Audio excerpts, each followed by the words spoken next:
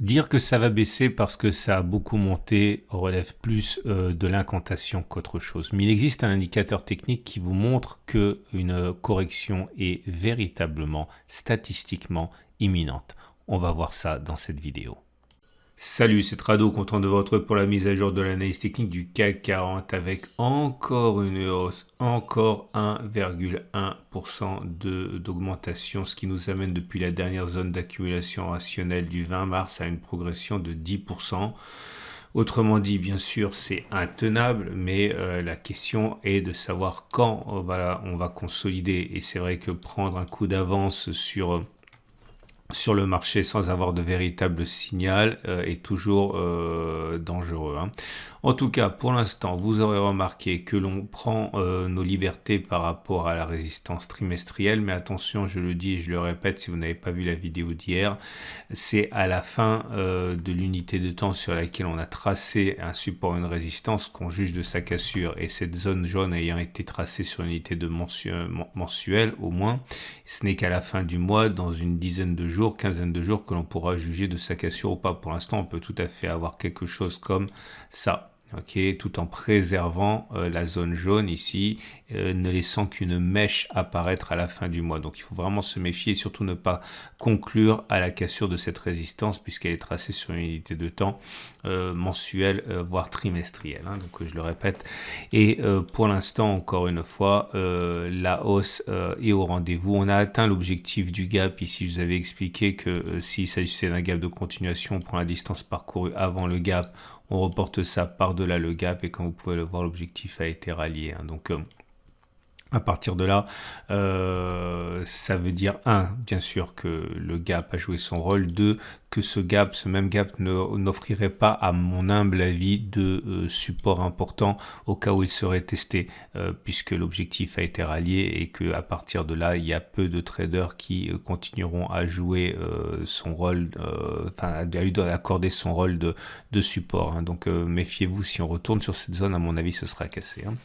Regardez également les Fibonacci. Pourquoi est-ce que j'en parle? Ça prendra son sens un petit peu plus tard, mais vous le savez, les traders aiment bien rentrer sur un niveau de Fibonacci. Au cas où la consolidation commencerait demain, il faut donc regarder à minima un retour sur les 17324, ce qui est compatible avec la cassure du gap. Donc c'est pour ça que j'en parle. Cette zone est assez intéressante pour re-rentrer à la hausse. J'essaie de vous donner un coup d'avance au cas où la consolidation, pour une raison ou une autre, commencerait demain. Les éléments techniques, le chandelier japonais du jour est favorable, il est vert, il n'a pas de mèche basse, on termine quasiment sur les plus hauts, donc c'est une bougie qui est haussière. La bougie Aiki-Nashi également est bonne, puisque c'est une bougie longue verte sans mèche basse, et on l'a dit, on le répète, mais un nouveau three line break bloc vient de voir le jour. C'est pas surprenant, je vous avais dit que lorsqu'on en avait un, généralement on en avait deux, et lorsqu'on en a deux, généralement on en a trois. Donc voilà, c'est simplement statistique, et on avait testé cette stratégie il y a 3 ou 4 séances, et en ce sens la continuation de la hausse n'a absolument rien de surprenant.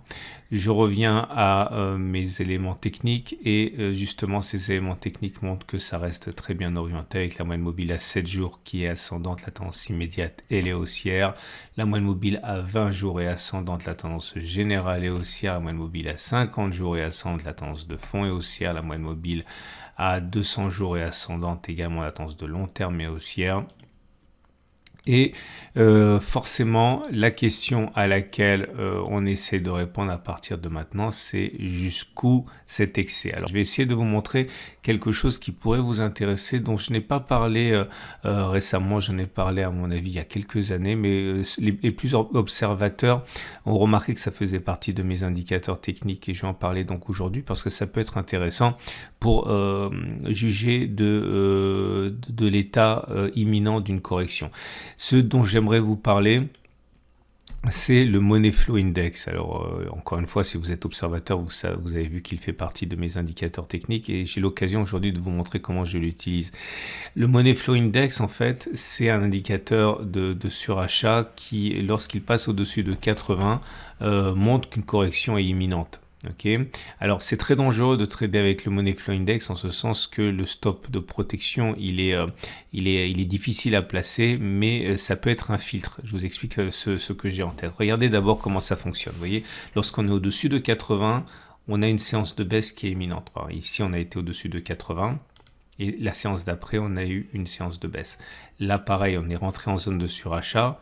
Et la baisse était imminente. On a très peu monté une fois qu'on était en surachat avant d'avoir la baisse qui est assez importante qui était de 1,9%, etc. Regardez encore ici, vous voyez, lorsqu'on était en zone de surachat, c'était sur cette bougie du Money Flow Index. Ok, derrière, il y a eu une baisse.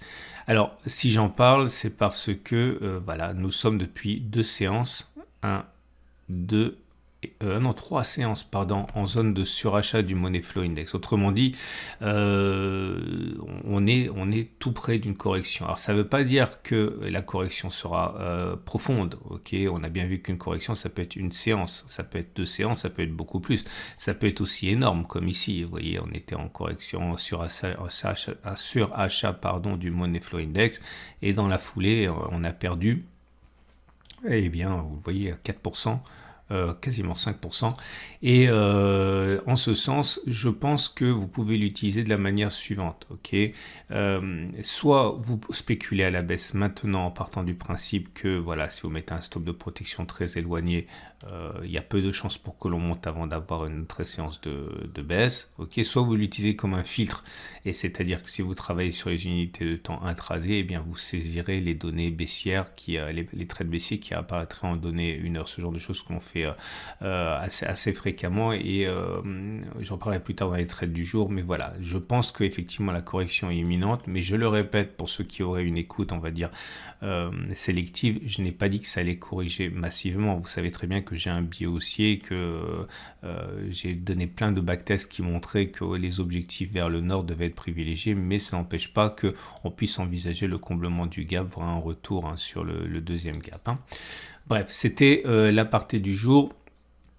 Et je voulais backtester avec vous, mais j'ai pas pu backtester parce que pour backtester, il faut un stop de protection. Et pour avoir un stop de protection, il faut avoir une stratégie élaborée. Et là, justement, je vous ai dit qu'en fait, c'est surtout un filtre pour saisir les trades en intraday. Ok, donc je ne peux pas backtester avec vous, mais je vous invite vraiment à considérer l'utilisation du Money Flow Index comme un indicateur de correction imminente. Je vous montre encore un autre exemple. Regardez ici, on est monté en zone de surachat du Money Flow Index et derrière ça donnait la grosse chute de 2022, ou encore ici, vous voyez. Donc c'est intéressant pour vous d'avoir cet indicateur. Si vous l'avez pas, vous pouvez soit utiliser PRT, soit utiliser IG. Vous avez des liens en dessous de la vidéo pour avoir cet indicateur qui est très utile. Et on va donc passer à l'Ichimoku. Et l'Ichimoku est bien orienté, il n'y a rien à dire par rapport à ça, puisque le nuage est ascendant, donc la tendance de fond est haussière, la tendance générale est haussière, la tendance immédiate est haussière. On s'éloigne beaucoup de la Tenkan. La Tenkan joue comme un élastique qui se tend, ok, et lorsque l'on s'éloigne trop de la Tenkan, un retour vers la Tenkan est également envisageable. Et on va donc terminer avec les trades du jour. Et avant les trades du jour, je vous rappelle encore une fois que si vous voulez justement utiliser ce genre de choses pour trader en intraday, ce qui nécessite à la fois beaucoup de temps et beaucoup de patience, je vous rappelle que je recommande à titre personnel l'utilisation des services de IG, qui est mon partenaire depuis des années et qui offre justement des Turbo 24, des CFD à risque limité, pour vous faire les dents et découvrir le trading de très court terme. Alors, voilà ce qu'on peut faire si on est un trader, si on veut trader. Si vous êtes haussier, je pense que l'idée d'acheter maintenant est un peu dangereuse au regard du fait que la progression a été importante. Néanmoins, je ne me ravise pas par rapport à ce que j'ai dit. On a vu qu'il était plausible, par exemple, depuis 2 séances, que l'on prenne 3%. Regardez la vidéo d'hier. Et justement, depuis le signal, on a déjà 1,5, si ma mémoire est bonne, non, 1,2.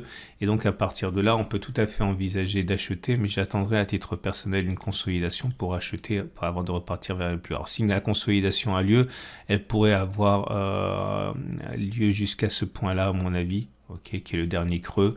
Bon, donc on peut acheter avec un stop de protection en dessous. Donc si on achète ici, on met un objectif sur les précédents plus hauts et avec un stop de protection en dessous. Là, ça fait un ratio gain risque de supérieur à 2, c'est pas mal.